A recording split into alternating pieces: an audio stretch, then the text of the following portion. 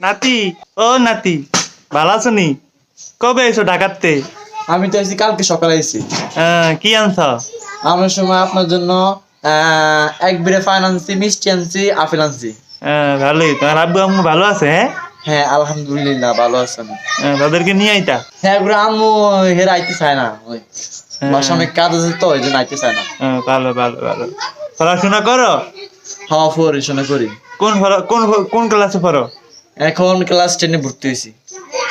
ভালো করে পড়ালেখা করো, ভালো করে পড়ো। বড় বড় দোয়া করে দে বড়। আসসালামু আলাইকুম, আমি তাজু ভাই। এটা গরিব এলাকায় জন্ম নিচ্ছি আমরা।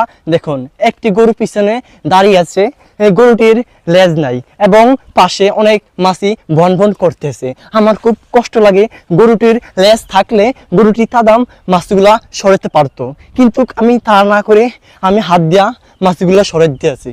দেখছেন কত, মানে এই গরুটির জন্য আমার খুব কষ্ট লাগে এবং কি আর বলবো, কিছু করার নাই। ভাইয়া ভাইয়া, তোমার জন্য একটা খুশি সংবাদ আর একটা দুঃখের সংবাদ আছে। আরে তুই কি কস? তাহলে খুশি সংবাদটাই ক।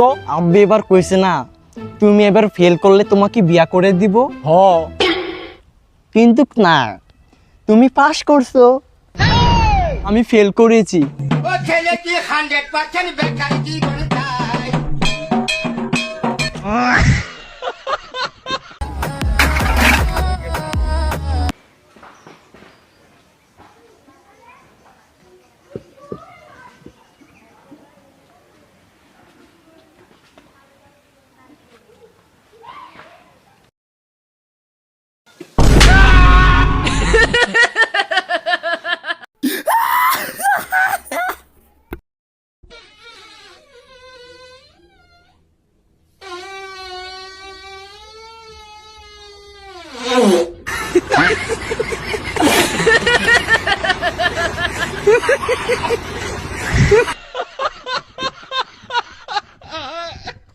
দেখো গাইস, আমরা তো মাংস খাওয়ার পর আমাদের দাঁতের পাকে মাংসগুলো আটকে যায় এবং আমরা সেই মাংসগুলো বের করতে পারি না এবং আমাদের দাঁতে পোকা হয়। তাই চায়না লোকের এই কাঠিটি তৈরি করেছে। এই কাঠিটি যদি আপনার কাছে থাকে তাও